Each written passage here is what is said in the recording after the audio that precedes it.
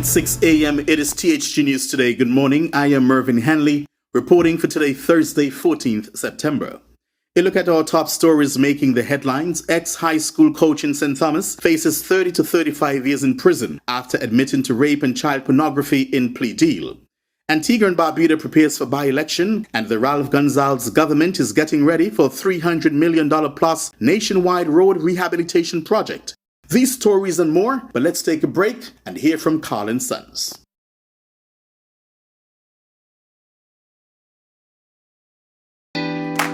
Carl & Sons have been serving the people of St. Martin for over 40 years, and the food and service get better and better.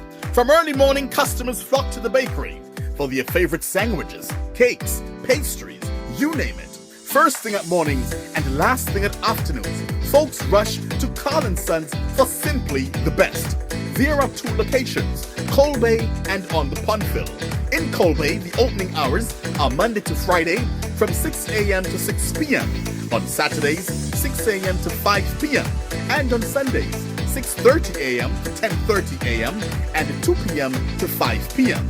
Opening hours on the Pontville, Monday to Friday, 6:30 a.m. to 6 p.m. Saturday and Sunday, 6:30 a.m. to 1 p.m. We also cater for weddings, parties, special events, whatever the occasion. It's Carl & Sons. Our staff, we are always happy to serve you.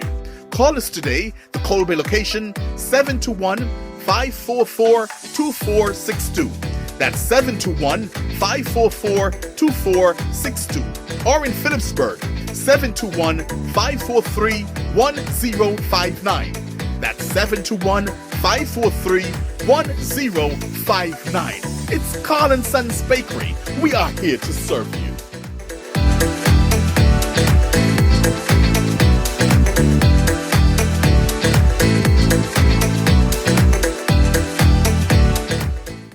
Now the news in detail.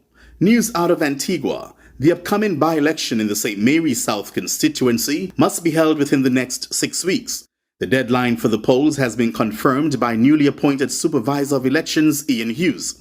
The election is set to be contested by the ABLP Senator Dwayne George, the UPP's Kelvin Simon, and the DNA's Andrew Antonio.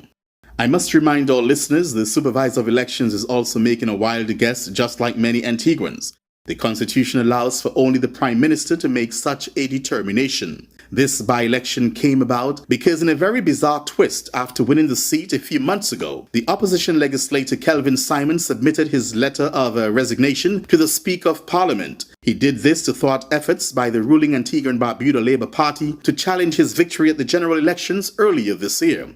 We will soon find out if Honourable Simon made a wise decision or a foolish one. Meanwhile, as Antigua and Barbuda and other parts of the world endure heat waves over the past several weeks, Minister of Education Darrell Matthews said the ministry now has to give serious consideration to installing air conditioning units in schools across the country. Speaking on the point in the morning radio program, Matthews said the ministry must now be concerned about the hot and humid classroom conditions under which the students are asked to study. He noted that not too long ago, this was not a consideration, but with the impact of climate change affecting weather systems the world over, education officials must now give serious thought to students' comfort in the classroom. We as a nation felt that if it got hot, all that was needed was to put fans in the classrooms and you are okay. Now the fans are blowing hot air, and what is required is a proper climate control environment, which are air conditioning units in all classrooms. However, that poses a problem, as many of our school buildings are old, having been constructed 40 to 50 years ago. Putting ACs in these buildings leads to another problem: the wiring in these buildings, which are not adequate to accommodate AC units, he explained. Minister Matthews said it is going to require a multidisciplinary approach to rewire the school's building across the country, and this would come at a high cost. He added that anyone who recently built a house and made note of the cost to do the wiring would have an appreciation of the anticipated cost associated with a project of this size. It is not an overnight quick fix, but it is definitely something that we have placed on our agenda that we must undertake to ensure our students can learn and be taught in a comfortable environment, he remarked.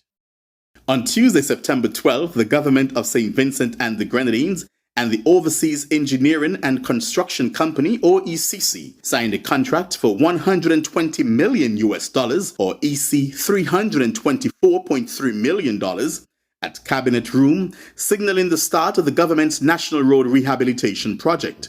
In her remarks at the contract signing, Taiwanese ambassador to St. Vincent and the Grenadines, Her Excellency Fiona Fan stated that the arrangement demonstrates our two countries' long-standing connection. According to Ambassador Fan, more than 1,000 Vincentians will be employed throughout the duration of this project.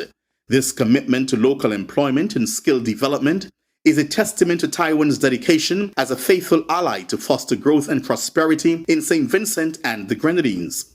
In his address, Prime Minister Dr. Ralph Gonsalves voiced his disappointment that the contract had not been signed earlier. Gonsalves indicated that the contract will be completed in phases, initially designated as Lot 1 and Lot 2. The Prime Minister stated that road work is not cheap and noted the expense of road repairs from the Milton Cato Memorial Hospital to the Layo Post Office, which totaled around 24 million EC dollars. Gonsalves further remarked that money must be borrowed for road development because revenue received from motorists at the Inland Revenue Department is insufficient for road building or complete renovation. This contract will not do everything that needs to be done there, Prime Minister Gonsalves stated, but it will do the majority of it and the worst areas. Taiwan and St. Vincent and the Grenadines have been allies since 1981. The Overseas Engineering and Construction Company, or ECC, was instrumental in the construction and repair of the Rebecca Bridge river training works after the 2021 volcano eruptions and the terminal building at the island's international airport. And finally, in our news this morning, in a plea agreement filed on Tuesday, former high school track and field coach in St. Thomas, Alfredo Bruce Smith, has admitted guilt to multiple charges, including rape, sexual assault, and child pornography. If the court accepts the plea agreement, Smith faces a fine ranging from $50,000 to $250,000, along with a prison term of 30 to 35 years, followed by supervised release for the remainder of his life. Smith, 53, has a 15-year history as a high school track and field coach, and the admitted offenses were reportedly committed over the last 6 years. He acknowledged in the agreement that he befriended students at Charlotte Amalie High School, where he worked, utilizing Facebook Messenger and text messages. Smith engaged minors in sexual conversations, encouraging them to send explicit images. He also admitted to persuading some students to meet him for sexual encounters, picking them up in either his vehicle or one owned by the school and taking them to various locations, including beaches, to have sex.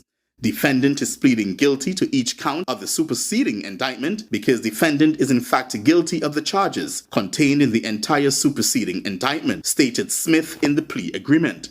He also admitted to using his position as a coach to exploit members of the school's track team, even during an off-island school-sponsored track meet. Smith conceded that all charges against him could be proven beyond a reasonable doubt in court. In addition to the fine and prison term, he has agreed not to petition for early termination of his lifetime supervised release without the specific consent of the U.S. Attorney General for the District of the Virgin Islands. Smith has waived his right to appeal his conviction or sentence, provided that the sentence falls within statutory limits.